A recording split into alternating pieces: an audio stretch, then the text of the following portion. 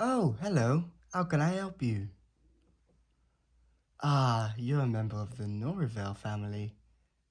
In that case, you must be here to pick up those writing supplies, is that correct? Wonderful. Let me take a look at the manifest. Oh, oh my. There's quite a bit here. If you don't mind me asking, what is all this for? Perhaps I could recommend some of our other products to help. Ah, I see. Yes. I have heard that the Norivales have fallen on hard times.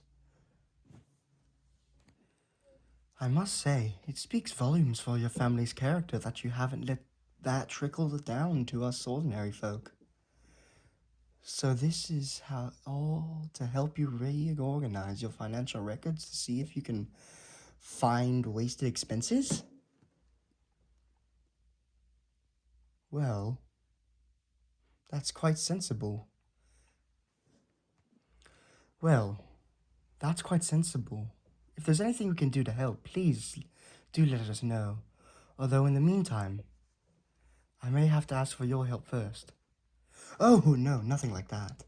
We're just a bit short-staffed at the moment, and I have trouble with some of the heavier boxes. Could I ask your servants to carry them out to the carriage? Ah, I see. You have none to spare. That makes sense, with your financial troubles. Well then, I hate to ask a noble, but could you help me with them? Thank you. That's so generous. Please, follow me to the back.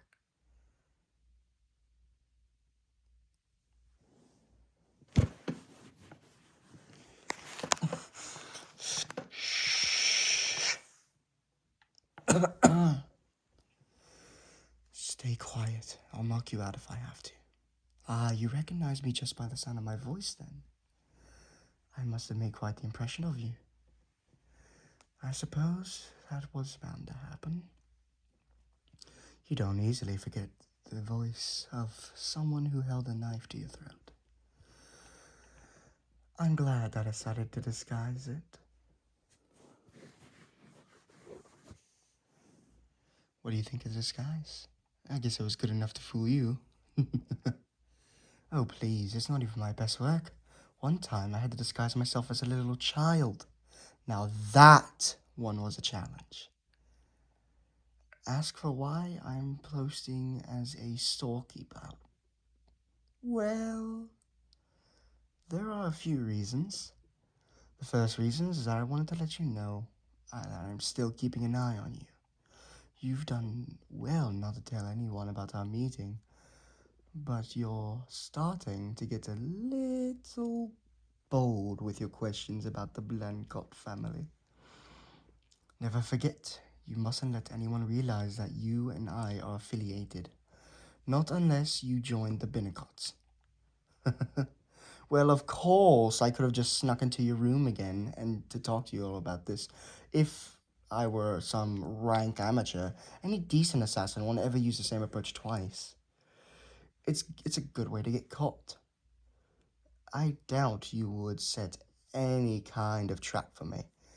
And I really doubt that any trap you set would actually catch me. But there's no reason for me to be careless. I... No, I'm afraid I haven't had much luck with finding some other arrangement. I've pursued many possibilities. But I keep arriving at the conclusion that, so as long as you remain a part of the Norivelt family, you will be a threat to the Binnecotts. It's quite the conundrum. Sometimes I wish that you weren't so competent. But then I realized that if that were the case, I wouldn't have fallen for you in the first place. And as easy as it would be for me to make things for me, I can't say that I regret I'm falling in love with you. For the longest time, the only thing in life I knew was my career as an assassin. It feels liberating. to have another goal now. Someone else to turn my attention to.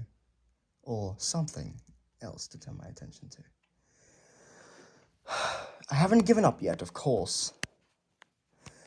If at all possible, I want to find a way for this to work for the both of us. Kidnapping you just doesn't strike me as a very good way to begin a relationship. Speaking of which, I was thinking perhaps I didn't give you the best impression of me last time. Yes, the death threat was the main issue. It was an empty threat, but I imagine that provides little comfort, doesn't it? I made you feel unsafe in your own home, your own bedroom. That's the sort of thing that can stay with a person. And though I don't see how else I could have done it, I regret it nonetheless.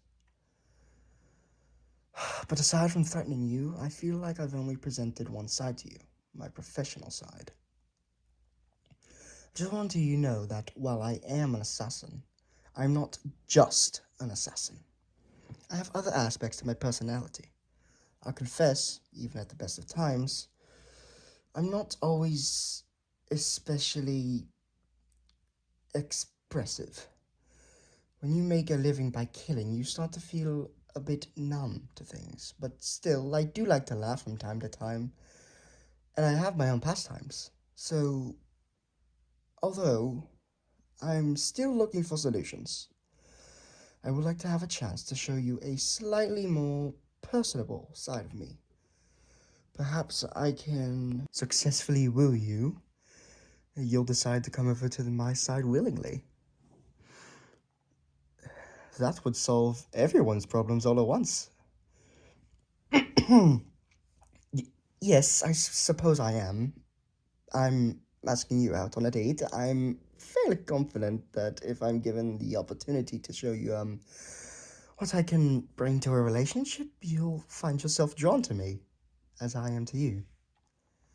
So, this is what I was thinking. A week from tomorrow, after the 6th bell is rung, we'll meet in the front of the local tavern. I'll be in disguise, obviously. If you wanted to do... it wouldn't do for you to be seen with a binnacle. When I see you, I'll approach you and say, you're neither early nor late. That's how you know it's me. We can get a drink and a bite to eat, and then I'll take you out to a play. I quite enjoy theatre, and I've selected one of my favorites. After that, well, we can keep it a surprise. What do you think? I can't exactly threaten you into agreeing to this. It would defeat the purpose of endearing myself to you. All I can do is convince you to promise you an enjoyable evening. I suppose if you need incentive, I could consider it. You can consider it a chance to woo me back. I don't find it likely, but perhaps you'll convince me you're worth abandoning the Binnacots after all. Oh, so you don't need convincing, do you? Well, that's quite flattering. In that case, thank you for giving me this chance. I feel a bit silly. I'm supposed to be a hardened killer, but I feel just a bit giddy that you agreed to a date. Maybe it's because it's new territory for me. I've never been in a relationship before, but only ever as a part of a cover. Usually to extract information or get really close to someone. So while I'm not inexperienced, this will be my first real date. I suppose I'll really have to put my heart into this one. I've always done just enough to be appealing to my dates. Trying to go above and beyond for someone, that's going to feel strange. Oh, well, that's sweet. Makes me happy that you feel excited as well. I must say, I wasn't expecting you to be so amiable after all this time. I mostly just pushed my feelings onto you and made it your problem. True, I did spare your life, but that's rarely considered a noble thing. I've spared a small number of people, or at least tried to. but they've always responded by attacking me or trying to expose me. I'm very grateful that you're different. Well then, it seems I will be seeing each other again very soon. I have to leave very soon. I'm afraid. The store owner will be back from the errand I tricked him into a few minutes, and when he gets back, I'll need to be gone, or he'll have some questions for me best left unanswered. Ah, right, the boxes. Sorry, I didn't have time to help you with those. You can wait for the owner if you like. But before I go, just keep an eye out. You were very vulnerable today. Once again, you were fortunate that I don't wish you harm. You're noble. I may not be the only assassin you ever encounter. I couldn't stand the thought of you being killed. For now, try not to be alone with strangers.